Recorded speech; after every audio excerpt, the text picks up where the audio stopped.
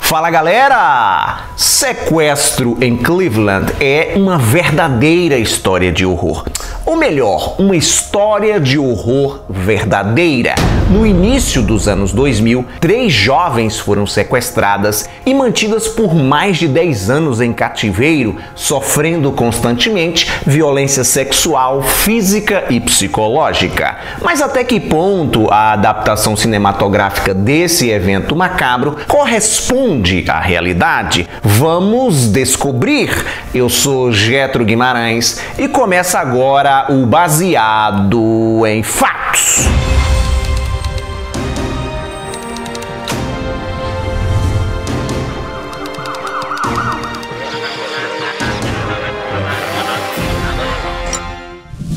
Apesar de estar atualmente disponível no catálogo da Netflix, Cleveland Abduction, Sequestro em Cleveland, não é um filme da Netflix. Trata-se de uma produção da emissora norte-americana Lifetime. O streaming vermelhinho comprou os direitos de exibição por um período de tempo. E por que eu estou fazendo questão de lhe dizer isso? Porque se você estiver assistindo a esse vídeo numa data muito distante da qual ele foi publicado, talvez já não encontre mais o longa-metragem disponível no catálogo do streaming.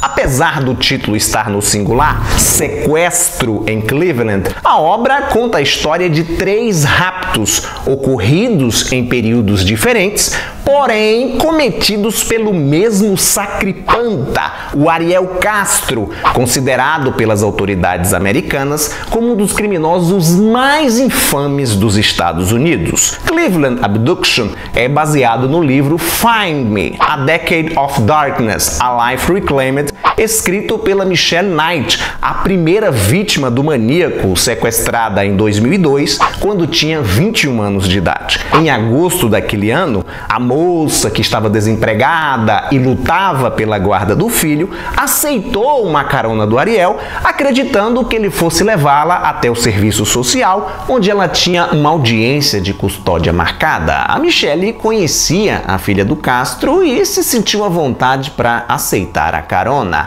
O sujeito, no entanto, a convenceu a passar primeiro na casa dele, com a desculpa esfarrapada de que daria um filhote de cachorro para ela presentear o filho, e a moça não desconfiou de nada. Ela entrou na residência do cara e lá dentro foi amordaçada, espancada e violentada. A Michelle Knight só sairia daquele fétido lugar 11 anos depois. Nos meses seguintes, a jovem foi vítima de violência física e psicológica, sofreu agressões de todos os tipos. Uma vez que o Ariel não usava preservativo, a Michelle acabou engravidando e quando ele descobriu, ficou furioso, interrompendo a gestação, acertando a barriga da moça com um haltere. Ela engravidaria outras 4 vezes e o maníaco a fez abortar em todas as ocasiões. A Amanda Berry foi a próxima vítima, raptada em 21 de abril de 2003. A jovem, que na época tinha 17 anos e trabalhava no Burger King, estava saindo do seu turno e caiu na bobeira de aceitar uma carona do Ariel. Em 2 de abril do ano seguinte, de 2004, foi a vez da Gina de Jesus, de apenas 14 anos de idade. A adolescente, que era amiga de uma das filhas do Castro, estava retornando do colégio e também aceitou uma carona do sujeito, afinal de contas ele era um rosto conhecido. Quando a Michelle foi levada, a polícia não se empenhou muito em procurá-la. A mulher já era maior de idade e as autoridades acreditaram que ela havia fugido, decepcionada por ter perdido a custódia do filho. No entanto, as famílias da Amanda e da Gina se mobilizaram para tentar localizar as garotas. Os pais e os parentes faziam vigílias, faziam passeatas, cobrando providências das autoridades e a mídia se interessou pelo caso. Ambas foram assunto não só em jornais e programas de TV de Cleveland, como também ganharam manchetes nacionais, citadas inclusive no Oprah Winfrey Show. A mãe da Amanda, infelizmente, não chegou a reencontrar a filha. Ela morreu de insuficiência cardíaca em março de 2006. Esses trechos são mostrados no filme muito brevemente e apenas através do pequeno aparelho de TV preto e branco que ficava num dos cômodos transformado em cárcere. Quando essas notícias, esses programas eram exibidos, o Ariel aproveitava o momento para humilhar ainda mais a Michelle, dizendo que ninguém se importava com ela. O cara era um verdadeiro monstro, adorava fazer jogos mentais com suas vítimas. Ele obrigava as garotas a celebrar o dia do sequestro. Olha só que coisa mais doentia, comemorar o dia da prisão. Ele também, vez por outra, fingia esquecer uma porta aberta ou não acorrentar direito as moças para que elas tentassem fugir e ele tivesse o prazer de castigá-las com uma surra daquelas. As mulheres viviam em condições subhumanas, trancadas em cômodos diferentes,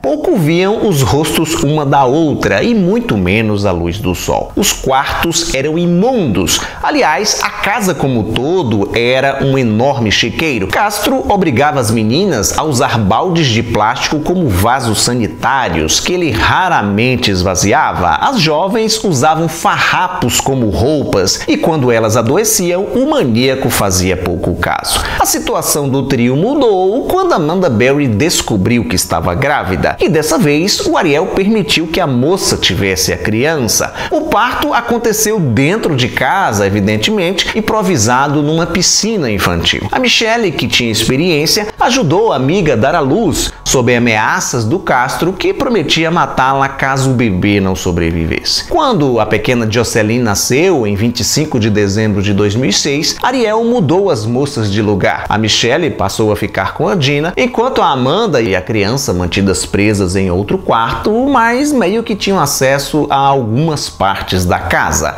Nas várias fontes que eu pesquisei, não encontrei informações de como se deu o crescimento da menina dentro daquela residência-prisão.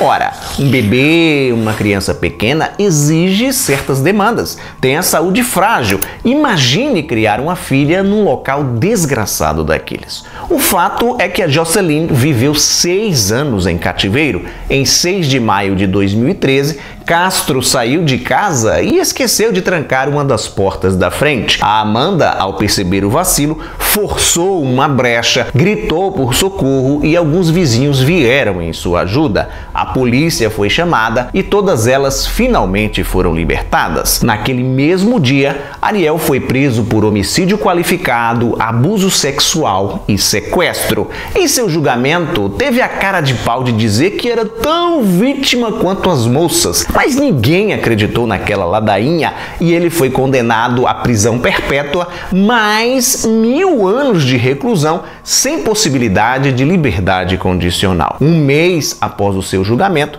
Ariel Castro se enforcou em sua cela na penitenciária de Orient, em Ohio. Por se tratar de uma adaptação do livro da Michelle Knight, o filme é focado em sua personagem, interpretada pela Terry Manning, de Orange is the New Black. A abordagem em torno dos outros personagens é superficial, uma característica típica dos telefilmes realizados pelo canal Lifetime, onde muita coisa costuma ser sublimada e detalhes importantes deixados de fora por questões orçamentárias. As adaptações do canal Lifetime costumam ser bem rasteiras, não só narrativamente, mas também tecnicamente. O envelhecer dos personagens é o problema mais notório. A maquiagem é desleixada nesse sentido. Esse mesmíssimo descuido pode ser observado também em Girl in the Basement, outra produção do canal Lifetime, A Garota no Porão ou Torturada pelo Próprio Pai. O filme recebeu esses 2 títulos no Brasil. Filme, inclusive, que eu já comentei nesse quadro e que traz muitas similaridades com Sequestro em Cleveland. Apesar dos deslizes, o longa não apela para invencionices cinematográficas. O que ele se propõe a retratar o faz com fidelidade, levando em consideração o livro da Michelle Knight e o que foi divulgado pela imprensa na época. O caso repercutiu bastante, foi notícia no mundo inteiro. E não pense que por se tratar de uma produção para TV, seja fácil assisti-lo. Nada Nada disso. Gatilhos é o que bem tem aqui. O que é mostrado incomoda e o que fica subtendido incomoda muito mais. Obrigado por sua audiência. Lembre-se do like maroto, isso é legal, é importante, ajuda na divulgação. E me seguir nas minhas redes sociais para você ficar por dentro das novidades. Tchau e até a próxima!